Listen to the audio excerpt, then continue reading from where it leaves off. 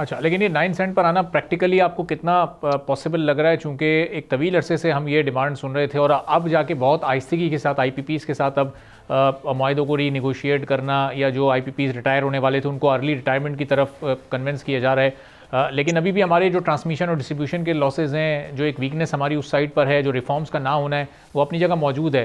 Parallel अगर वो काम नहीं होगा तो ये कितना मुश्किल हो जाएगा 9 सेंट पर बिजली वाली कमिटमेंट को पूरा करना? देखिए, आपकी बात बिल्कुल बजाय कि ट्रांसमिशन लाइन तो आपको बिछानी पड़ेगी, आपको मजीद इंक्रीज करनी पड़ेगी, क्योंकि आज आपके पास अगर 45,000 की बिजली है तो आपके पास ट्रांसमिशन लाइन ही 22,000 की है, आपकी आधी कैपेसिटी की ट्रांसमिशन लाइन है।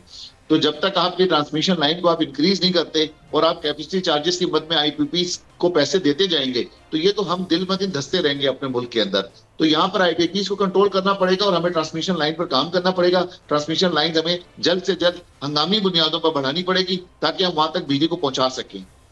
और आपको पता है कि ये मेंटेनेंस भी अगर हम करने जाते हैं या रिफॉर्म्स का भी हम सोचते हैं तो उसके लिए भी हमें एशियन डेवलपमेंट बैंक से करोड़ों रुपए के कर्ज के लिए अप्लाई करना पड़ता है। वो कर्ज मिलता है और उसके बाद हम अपने डिस्ट्रीब्यूशन या ट्रांसमिशन कंपनीज़ को फिर वो फराम करके वहाँ ये मेंटेनेंस वगैरह का काम करते हैं।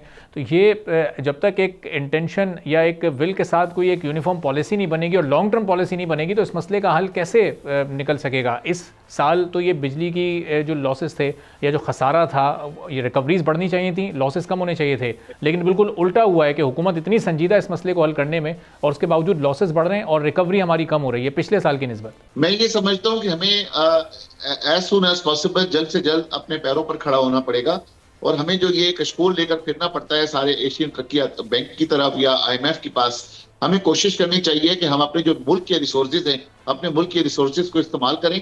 अल्लाह का शुक्र है कि इस वक्त भी हमारे माइन एंड मिनरल के अंदर बहुत ज्यादा रिसोर्सेज हैं और दीगर बहुत सारी ऐसी चीजें हैं कि जिस पर हम अपने पैरों पर खड़े हो सकते हैं। हमें दूसरों को नहीं देखना चाहिए कि उनसे हमें कर्जा मिलेगा तो हम ये पाकिस्तान को चलाएंगे।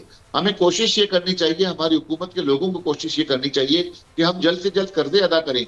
जो हम सूद की मद में इतने दुनिया को पैसे देते हैं, इस वजह से हम अपने मुल्क में कुछ नहीं कर सकते, तो वही जो सूद के पैसे हमारे बचेंगे तो वो हमारी तरक्याती कामों में लगेंगे। तो मैं ये समझता हूँ कि अपनी रिसोर्सेज को इस्तेमाल करना चाहिए और कर्जों से जान छुड़ानी चाहिए। सब्सक्राइब करें और बेल दबाएं ताकि कोई खबर रह न जाए।